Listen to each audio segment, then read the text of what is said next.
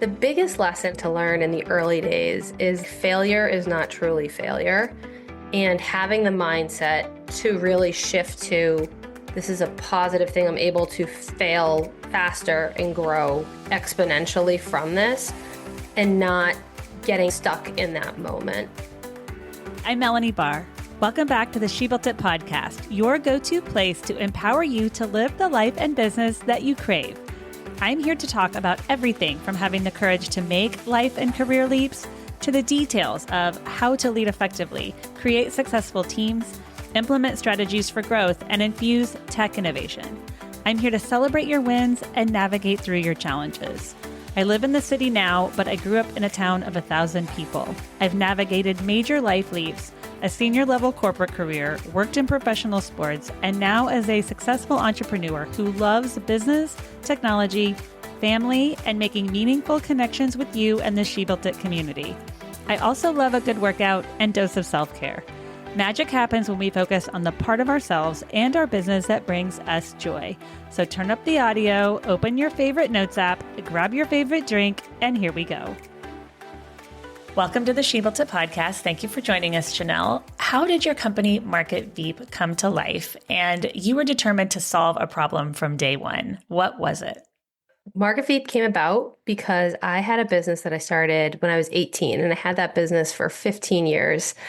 And I came to this point in my life where I really did a lot of self-reflection, and I determined that I was so unhappy. And I said, something has to change. I had employees and a full thriving business, and I was determined that why I was so unhappy was that I had employees, which is comical now considering how culture-focused of an organization we are. So I became a consultant. I was sure that was all I wanted to do was help people and just work for myself in my bubble. And within a year, we had grown and grown to a point where I had a coach and he said, you either stop taking on new clients or hire somebody. And we went ahead and hired the first one, and the rest is history. But it's why we focus so much on company culture, and happiness is really at the root of all of the things, the decisions that we make as an organization. And then as far as what we actually do, we function like a full service traditional agency. So we're a HubSpot Diamond Partner. We're a 2-time Inc. 5000 fastest growing company and Netty Award winner. So we do things like social content, lead gen strategies. We do content, ebooks, sales collateral, CRM build outs, integrations and migrations, and really help implement a tech stack so that operationally there is as much automation as possible, that people aren't having to do those manual tasks anymore. All of those things are so needed. And have you always had an interest in marketing? And I'm curious about how you transitioned to building your team and what that was like. Why did you not want them before? And then now you're really passionate about growing your team. The first business was really transient. So it was a personal training business where we would go into schools and homes and run either one-on-one coaching, or we would run these several hundred person boot camps on site. And it just in nature as a transient business, I learned a lot about people and hiring for value fit. And that was the biggest lesson that I learned from that. And so when we hire now, we have a full built value system. We have all of these questions that we ask throughout the process to really make sure that person is a fit both ways. We don't want somebody to get here and be like, these people are silly and goofy, and I'm much more serious of a person and I don't feel comfortable. And so being transparent around what that looks like. And then in the early days, I was so unsure that I was like convinced that this first employee hiring one person was not going to work. I was convinced that my business coach was going to be wrong. So we got a co-working space, and it was the world's smallest office. It was a closet. I look at the pictures now and it's like we sat elbow to elbow. And this girl, she came in every day and was so happy. And as time went on, we added on more of those co-working spaces. At one point, we had 5 of those offices. And then right before COVID, great timing, we built out a brand new, beautiful office space.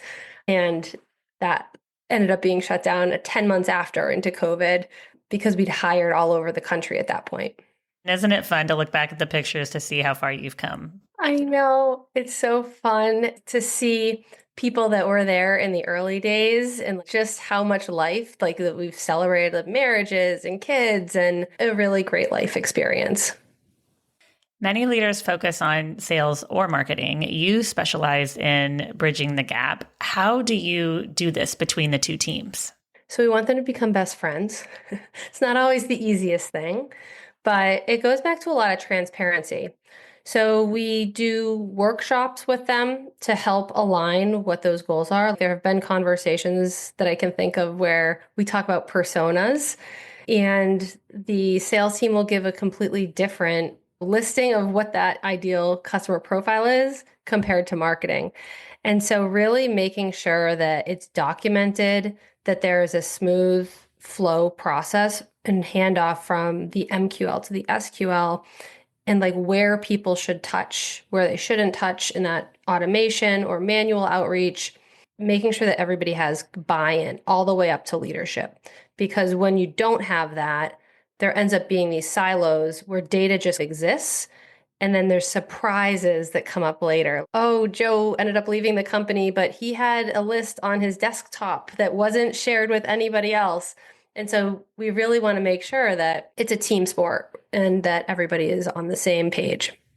You've built an award-winning company in a space that isn't traditionally associated with innovation. What belief about marketing did you have to challenge in order to see success? The human component has been by far the biggest piece that has led to the awards and the success and the growth and those things. They're wonderful and they're nice and they have been on my bucket list. Like we had a vision wall in some of my old pictures in the old office, and the awards, we look back at the dates of those and they were always there, but at the core, it's really the human piece. That is what has made everything better. Without that, I don't think that it would be as powerful to have gone and just checked off the box. We do tons of company culture things that's really intertwined. So we have a high five board where they nominate each other all month long. And then at the end of the month, somebody on the team is musically inclined and they sing a song about this person with a harmonica or a ukulele. We do swag boxes that go out. It's a environment where people can really be themselves. When we go to trade shows, we do tons of events while we're there to team build. So I think the human piece has been the biggest shift. Yeah, team is everything. I love my team, and it's so helpful when you really enjoy working with the people that you're working with every day.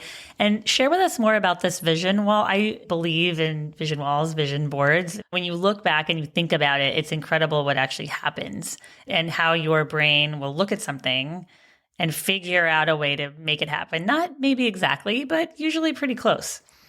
Yes, I agree. I've had lots of them. So I have had the one in the office where the whole team actually contributed to the vision board and we kept adding to it. And then when we moved, it got lost in translation. And then I've had them in my house.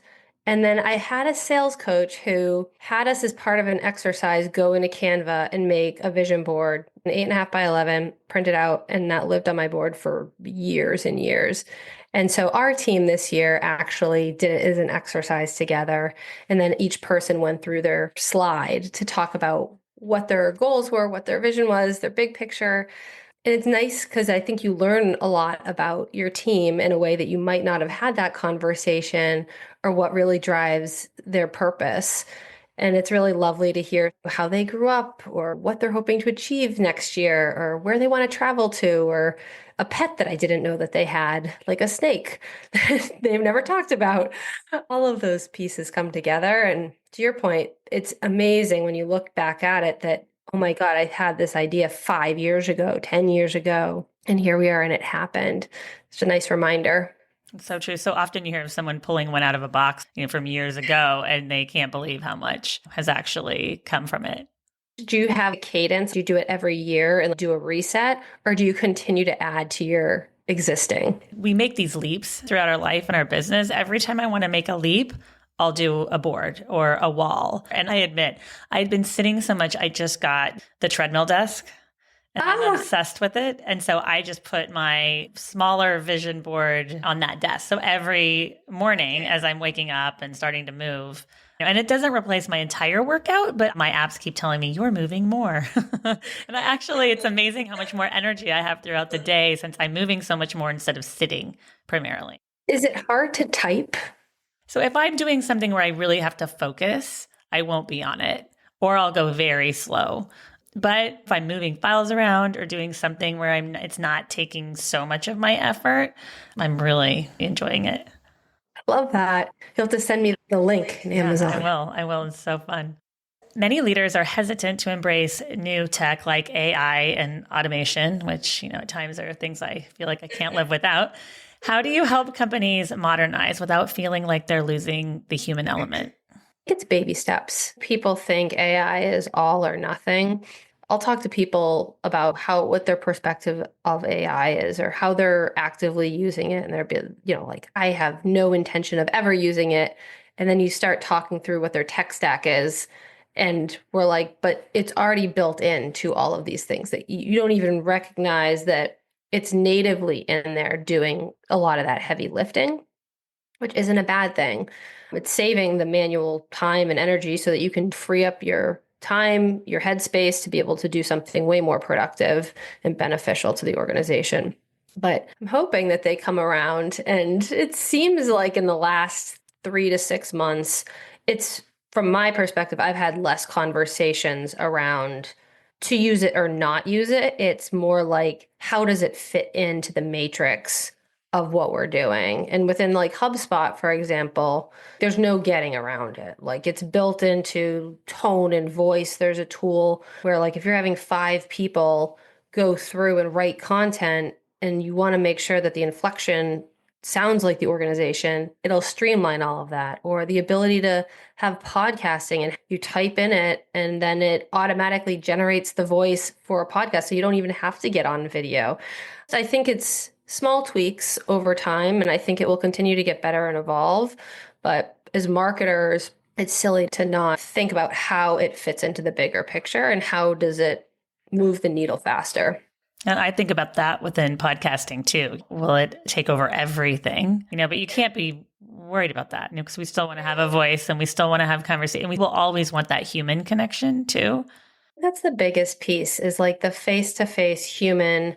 When we had a physical office, and then also like when we travel and meet team on site places, but even just like Zoom pre-COVID, there was such a difference where they'd get on Zoom, but they would just be a black cube. And it was still socially acceptable. And now I can't tell you the last time I've gotten on a call where somebody doesn't have their face on the camera. And it's refreshing. You want to have that human to human connection. Yeah. Before COVID, I did all of my podcast recordings in person. And then most people went to Zoom. And now it's hard because I don't want to miss out on talking to people all over the world. I think that's one of the good things that came out of COVID. For us, we hired in like Texas, Nevada, South Dakota, all these places that we were previously only hiring in a 30-mile radius around a Massachusetts office. And it just seemed crazy. And so to be able to talk to anybody in the world and get their insights and their voice, I think is incredible. What's one lesson about leadership or business that you learned the hard way, but that you wouldn't trade? Just one? The biggest lesson to learn in the early days is failure is not truly failure. And having the mindset to really shift to, this is a positive thing. I'm able to fail faster and grow exponentially from this, and not getting stuck in that moment, whether that's hitting a goal or closing a deal or whatever it might be, hitting a certain metric in terms of team or culture. It's accepting where you are, having grace with yourself and with your team to accept that, and then say to each other, how do we learn from this? What are the takeaways? How do we improve next time?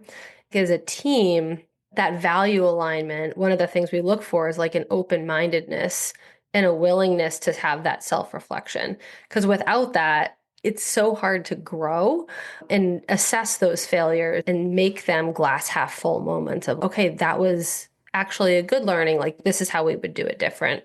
And that's how I think we've been able to scale at the rate that we have. It's so true. And I really learned this. I'm a twin mom, and they're so unpredictable. Every time something would happen, I'd think, okay, how do I avoid this happening next time? I mean, so much to where it drives my husband a little bit crazy. But that has transpired into my business life.